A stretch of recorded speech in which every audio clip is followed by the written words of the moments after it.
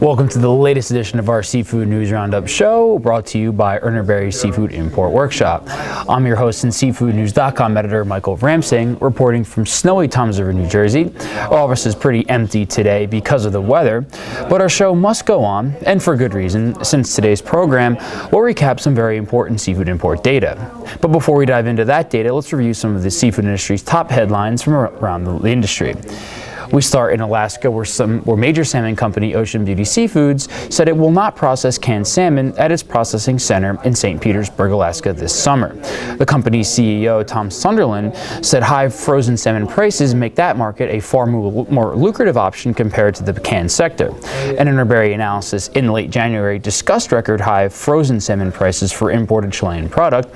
We wrote at the time that this was from a combination of very strong global salmon demand, high prices in the salmon sector, Alaska's historically poor pink salmon run, and an overall decline in farm salmon production. Ocean Beauty said it expects other Alaskan salmon processors to follow its lead this summer and de-emphasize canning in favor of freezing more salmon because of current working conditions. In some other salmon news, the U.S. market share for Norwegian salmon continues to grow. Data from the Norwegian Seafood Export Council showed a decline in salmon production in January, but higher shipments to the U.S. market. Import data now available on Berry's Foreign Trade Data Service confirmed a 21.6% increase in Norwegian salmon shipments to the U.S. market in 2016. Here again, high market demand for salmon, in addition to favorable exchange rates between the Norwegian kroner and U.S. dollar, have allowed buyers to plug production shortfalls from traditional Chilean suppliers with product from Norway. In some other news, the FDA released its first batch of seafood refusal data for the year, and it appears the administration is still targeting filth in seafood.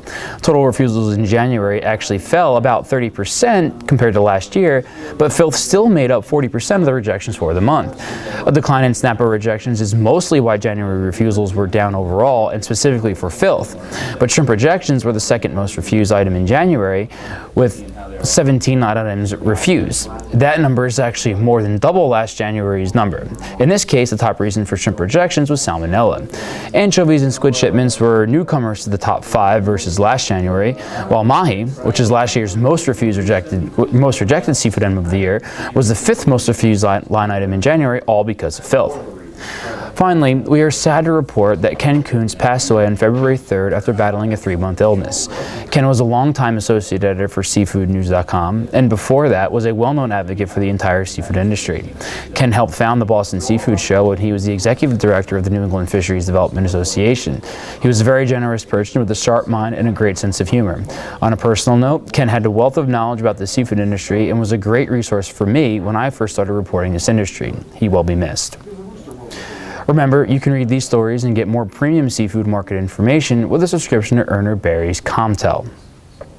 As for our top story of the week, the latest batch of U.S. shrimp import data is now available on Berry's Comtel, and according to our analysis, 2016 was an all-time year for shrimp imports to the U.S. market. Shipments topped 1.33 billion pounds. That's a 4 million pound increase over 2015 levels.